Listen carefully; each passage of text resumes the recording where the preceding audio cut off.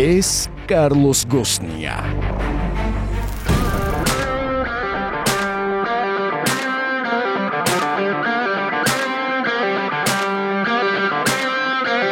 ავტოსამყაროში ალბათ ერთ-ერთი ყველაზე ცნობილი და გავლენიანი ხელმძღვანელი. ეს სწორედ ის ადამიანია, რომელმაც ნისანი ერთ დროს გაკოტრებისგან იხსნა.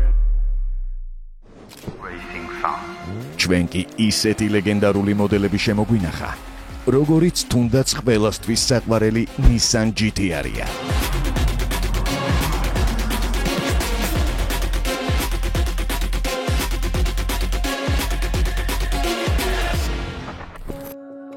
თუმცა გოსნი, რომელიც წარსულში უმსხვილესი საავტომობილო კორპორაციის სათავეში გახლდათ, ახლა საერთაშორისო მასშტაბის კრიმინალია.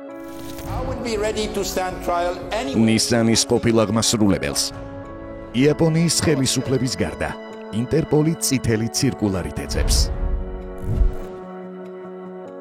საავტომობილო ინდუსტრიის ტიტანს იმდენად აღმერთებდნენ, რომ მანგის პერსონაჟადაც აქციეს. შემდეგ ის ძებნილ კრიმინალად მოგვევლინა.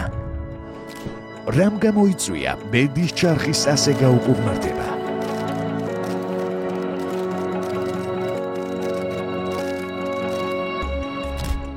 წარმოიდგინეთ 2008 წლის ფინანსური კრიზისი, კომპანიის ბოსის საეჭვოდ მაღალი ხელფასი და მის მიმართ მთავრობისა და ფირმის აქციონერების პოტენციური შეთქმულება. თითქოს საკმარისზე მეტია იმისთვის, რომ ნებისმიერი ადამიანის კარიერას წყალი შეუდგეს. მაგრამ კარლოს გოსნი ნებისმიერი ადამიანი არ ყოფილა. ბრაზილიელი გენიუსის განადგურება მარტივი არ აღმოჩნდა. ეჭვები კი კვლავ არსებობს. ეჭვები, რომლებიც Nissan-ის დირექტორის სიმართლისკენ გვიბიძგებს, თუმცა ამაზე ოდნავ მოგვიანებით მოგიყვებით. მანამდე კი ამ ბურუსით მოცულ ისტორიას უნდა დავუბრუნდეთ და იაპონური სამართლის საძიებლად ვიდეო გოსნის პირველი კარიერული ნაბიჯებიდან დავიწყოთ. მოცა. ჩვენო ძვირფასო მაყურებლებო, როგორც ხედავთ 70%-ზე მეც არხი გამოწერილი არ გაქვთ. მოგწონთ თქვენი საქციელი? და ჩვენი ვიდეოები? გამოიწერეთ არხი და მოგვეცით დამატებითი мотиваცია. უფასოა. ადრეული წლები. კარლოს გოსნის კარიერა 1978 წელს მიშელინში, ევროპული საბურავების უმსხვილეს მწარმოებელ კომპანიაში დაიწყო.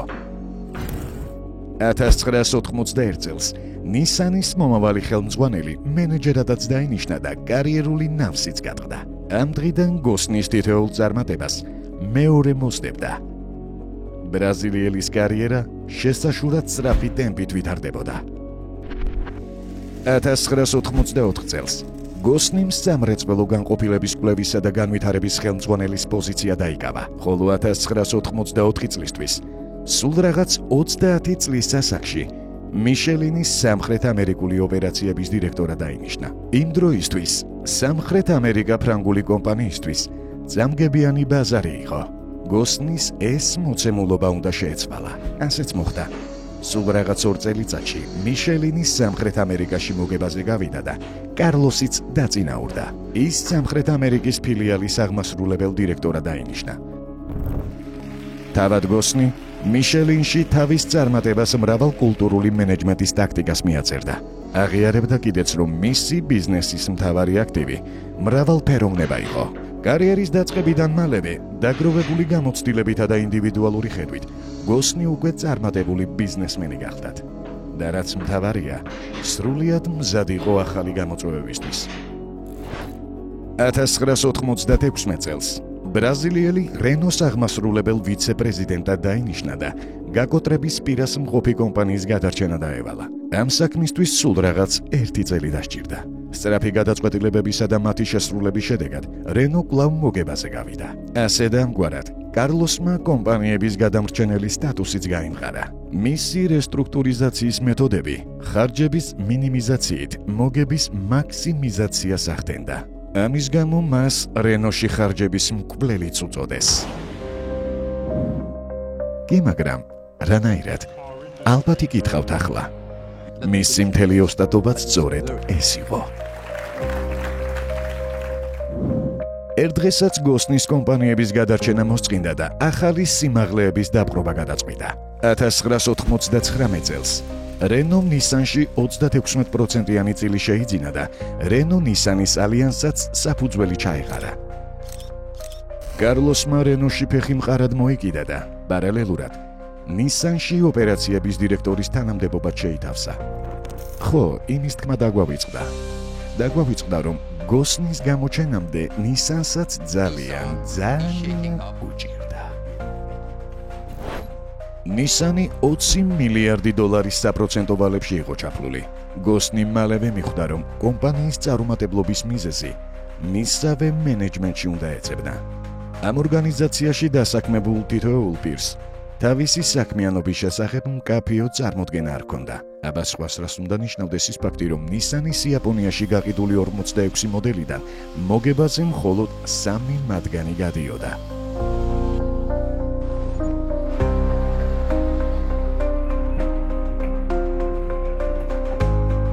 იმავე წლის ნოემბერში ხარჯების მკვლელმა მენეჯერმა Nissan-ის აღორძინების გეგმა წარადგინა და 2 მთავარი პირობაც დადო. მომდევნო წლისთვის კომპანიამ მოგებაზე გავიდოდა, ხოლო ბალი 2002 წლისთვის 50%-ით შემცირდებოდა. წინააღმდეგ შემთხვევაში ის თანამდებობას დატოვებდა. ნამდვილად რისკიანი განაცხადია, თუმცა მისი გეგმა ხომ ყოველთვის ამართლებდა.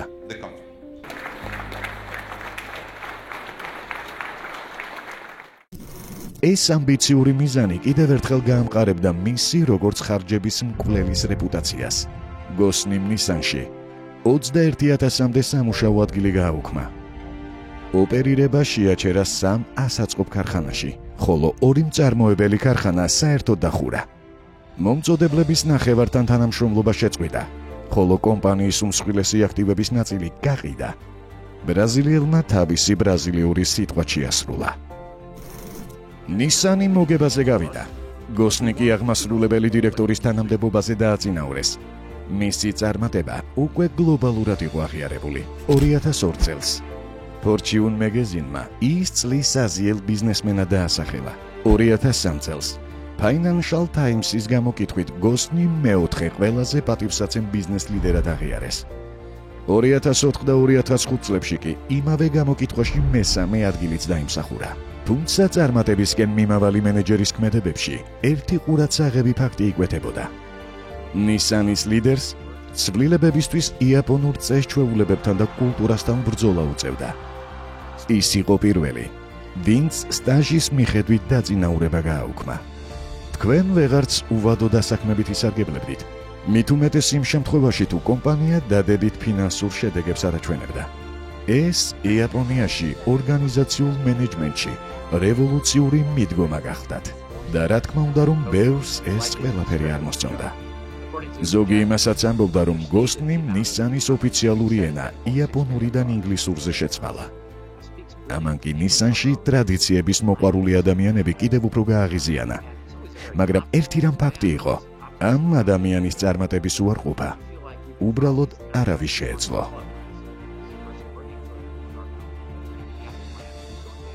გოსნი ჯერ სამხრეთ ამერიკაში მიშელინი აღორძინა. შემდეგ Renault სრულად გარდაქმნა და Nissan-ის რესტრუქტურიზაციაც კი მოახერხა. 2003 წელს ბრაზილielis მოსვლიდან სულ რაღაც 4 წელიწადში Nissan-ი ვალებისგან სრულად გათავისუფლდა.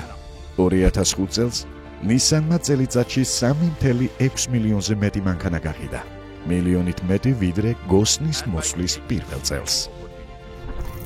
ყველაფერი იმდენად კარგად იყო, რომ გოსნი აღმასრულებელ დირექტორად უკვე Renault-მაც დანიშნა, მაგრამ ხარჯების მკვლელის წარმატებების სერია ოდესმე ხომ უნდა შეჩერებულიყო. ხო და ეს დღეც დადგა. 2008 წელი გლობალური ფინანსური კრიზისი. კრიზისი, რომელმაც მსოფლიოში ინდუსტრიები ჩამოშალა და კომპანიები გააკოტრა. გამონაკლისი არც საავტომობილო სფერო ყოფილა. გოსნის 9 წლიანი შრომა თვალწინ ეშლებოდა. ბიზნესმენს ახალი გეგმა სჭირდებოდა და თანაც რაც შეიძლებოდა სწრაფად. ასე და ამგვარად, რამდენიმე მთავარი კოზირის გამოჩენისა და რისკებზე წასვლის დროც დადგა. 2009 წელს Nissan-მა წლების შემდეგ პირველი სუპერკარი შემოგთავაზა და უახლესი R35 თაობის Nissan GT-R გამოაგორა.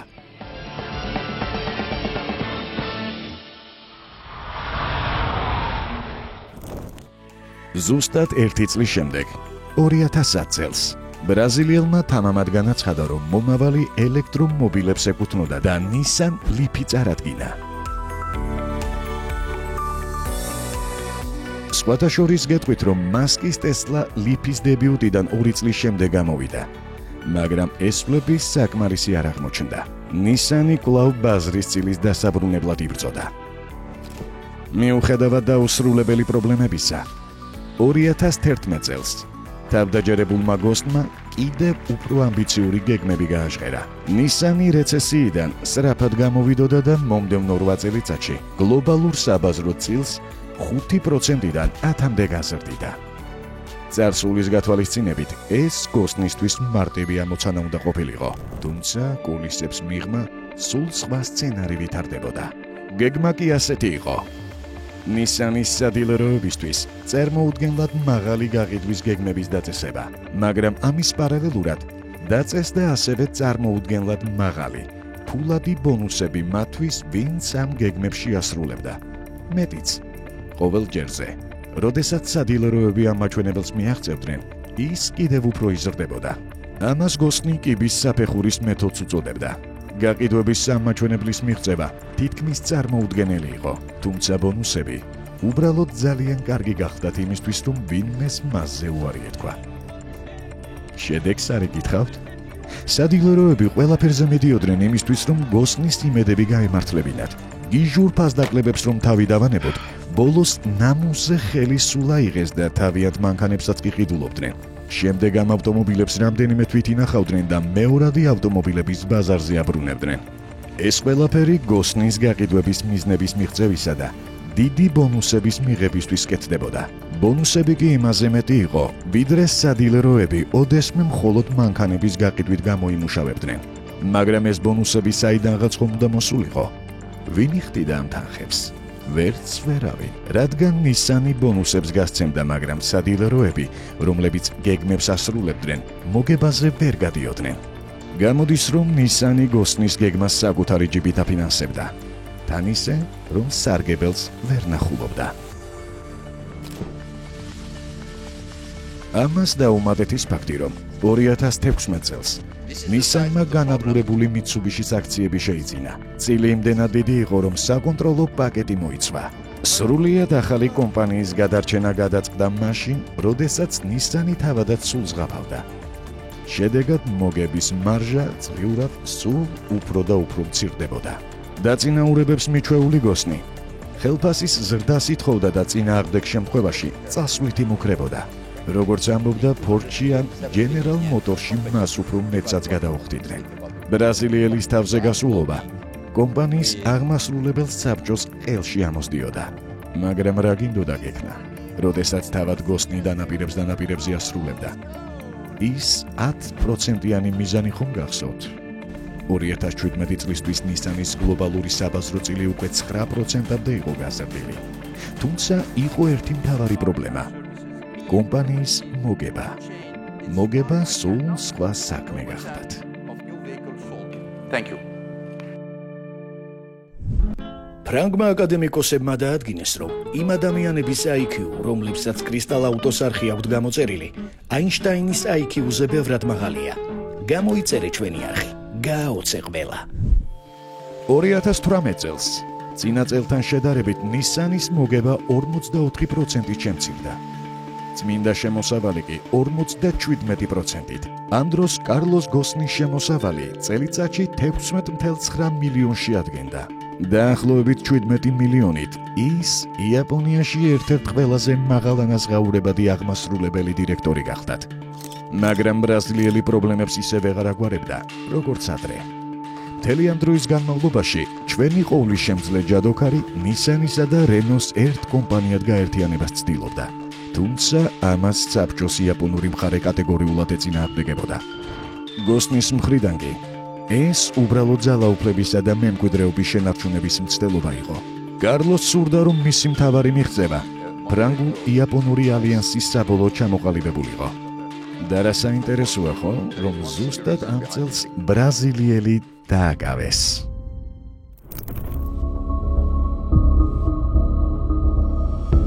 ნოემბრის სიუდგეს კარლოს გოსნის თვითმფრინავი ნისანის საბჭოს წევრებთან შეხვედრისთვის ტოკიოს აეროპორტში დაეშვა, მაგრამ ასაფრენ ბილიკზე მას არა მძღოლი და ლიმუზინი, არამედ იაპონიის ხელისუფლება და დაპატიმრების ორდენი ელოდა. ბრაზილიელს ფინანსური ბრალდებები გააცნეს და აეროპორტშივე აიყვანეს.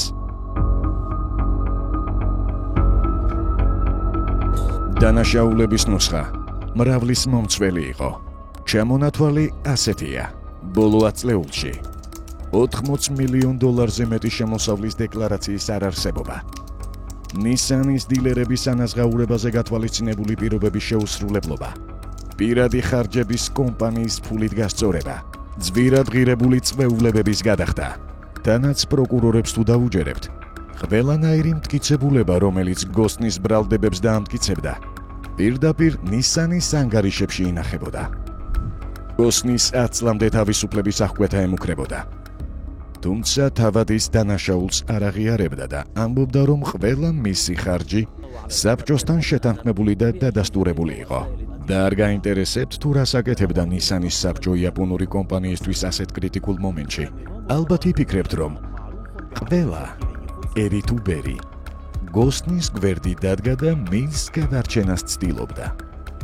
მაგრამ არა, ისინი უბრალოდ არ საჩანდნენ.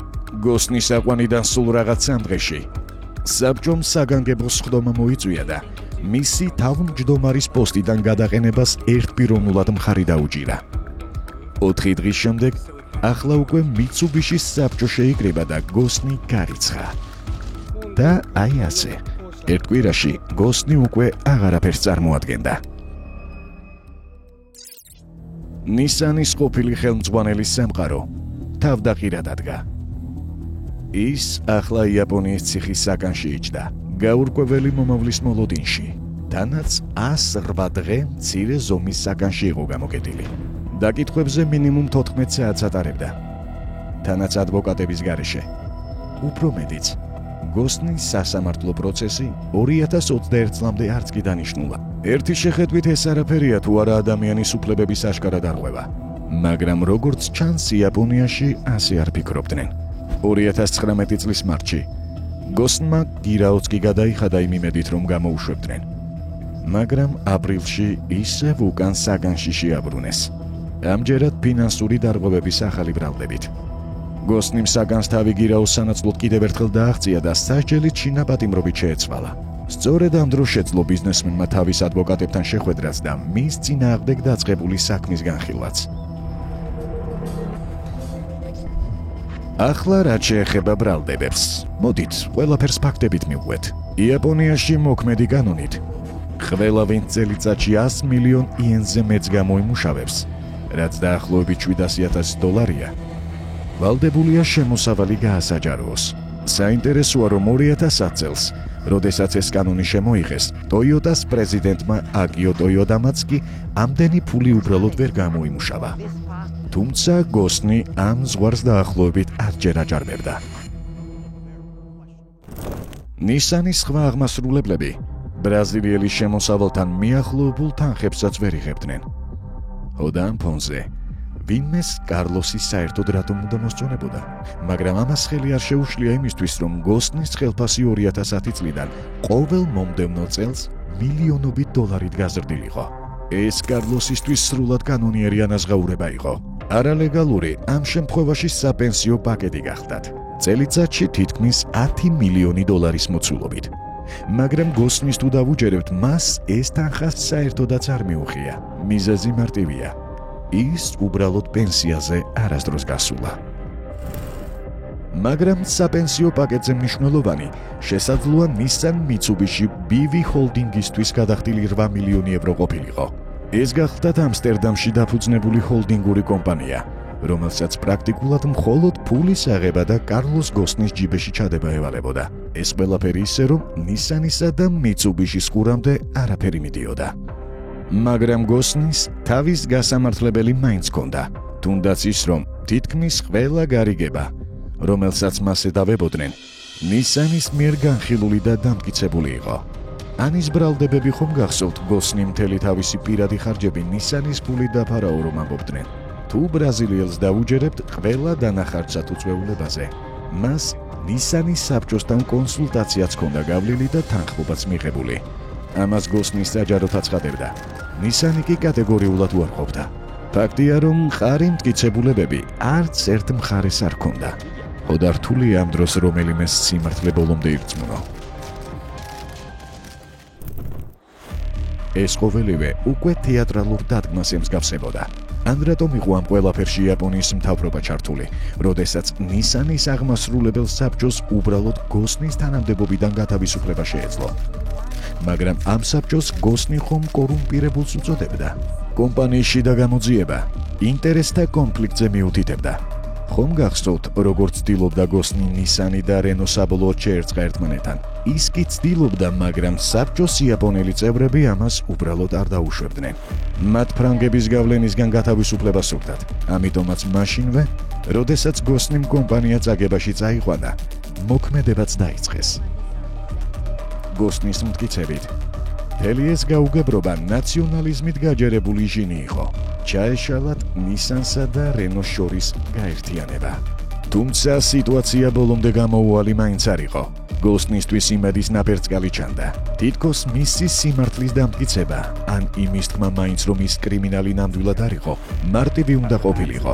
მაგრამ პირობები ახლა უკვე გოსნიმ დაარღვია და იაპონიიდან გაიქცა.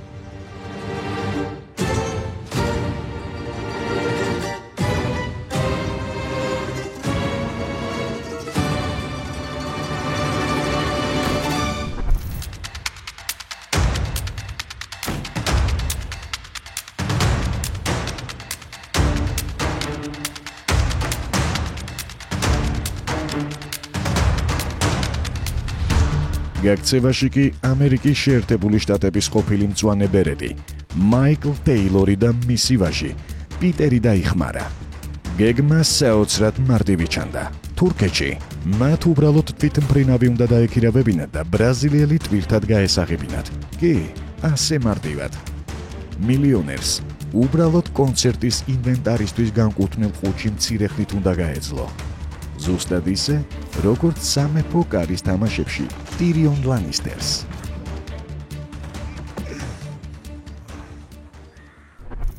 ყუთით სპეციალურად იყო მომზადებული ისე, რომ ეს ჩვენი გენიოსი მასში კომფორტულად მოთავსებულიყო. თანაც აეროპორტის სკანერზე შემოწმება უნდა გაევლო. ყველაფერი იდეალურად მოახერხეს. დეტალებს კი ჩვენ არავინ გვეტყვის. მხოლოდ ის ვიცით, რომ თვითმფრინავი იაპონიის კანსაის საერთაშორისო აეროპორტიდან აფრინდა და თურქეთისკენ გაემართა. თურქეთიდან გოსნიმ უკვე ლიბანის პასპორტით ბეირუთისკენ აიღო გეზი და ლიბანში ოჯახთან ერთად ექსტრადიციის შიშის გარეშე ცხოვრება განაგრძო.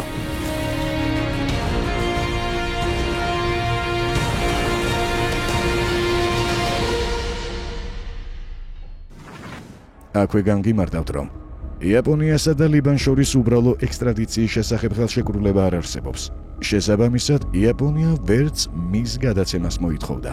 აღნიშნული გარემოება ნისანის CEO-ს ფრთების გაშლის საშუალებას აძლევდა.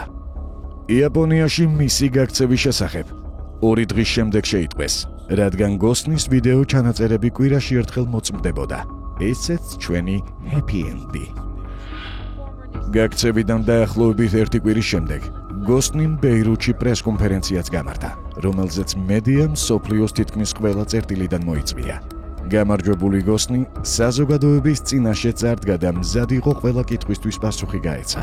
თანაც ეს ქარიზმატული ლიდერი დიდ მოწონებასაც იმსახურებდა, რადგან ინგლისურად, არაბულად და ფრანგულად უშეცდომოდ საუბრობდა. I was left with no other choice but to protect myself and my family. გოსნი ღიად აკრიტიკებდა ყველას ყოველგვარი თავშეკავების გარეშე, თუმცა საზოგადოების კეთილგანწყობის მოპოვება ასეთი მარტივი აღარ იყო. სწორედ ამ დროს თამაში ახალი ფიგურა გამოჩნდა. ნისანის მთავარი იურისტი, რავინდერ პასი, კულისებში მიჩქმალული სიმართლეც დღის სინათლეზე გამოვიდა. პასის გამოძიებიდან ირკვევოდა, რომ გოსნის გარდა ნისანში სხვა დამნაშავეებიც ბლომად იყვნენ. ინტერესთა კონფლიქტსაც ვეღარავინ უარყოფდა. ამას პასისადმი სერიოზული რეპრესიებიც მოჰყვა, რაშიც იაპონიის პოლიცია ნისანის შეფებთან ერთად მოქმედებდა. პასის განცხადებით, მას ნისანი და იაპონიის პოლიცია დაძდებდა და ავიწროვებდა მანამ სანამ კომპანიისა და იაპონიის დატოვება არ მოუხდა, რადგან მას ჰქონდა პოტენციალი მთელი ეს საქმე თავდაყირა დაეყენებინა. ფაქტი ერთია, წლები გავიდა და გოსნის დანაშაული ჯერ კიდევ არავის დაუმტკიცებია. თუმცა ვერც მის წმინდანობაზე დადებს ვინმე თავს. ნისანის და იაპონიის ხელისუფლების გარიგებებზე ვარაუდებს კი ალბათ ყველა მოვერიდებით. დღეს გოსნი კვლავ ლიბანშია. იაპონიიდან გაქცეულია. იძებნება, თუმცა ცხოვრებას მშვიდად განაგრძობს. უფრო მეტიც, ნისანის ყოფილი აღმასრულებელი ახლა ლიბანის უნივერსიტეტში აღმასრულებელი ლიდერობის პროგრამას ხელმძღვანელობს და როგორც ხუმრობენ, ბიზნესის სტრატეგიის პირველ და მთავარ წესად აი ამას ასწავლის. ყოველთვის გქონდეს გაქცევის გეგმა.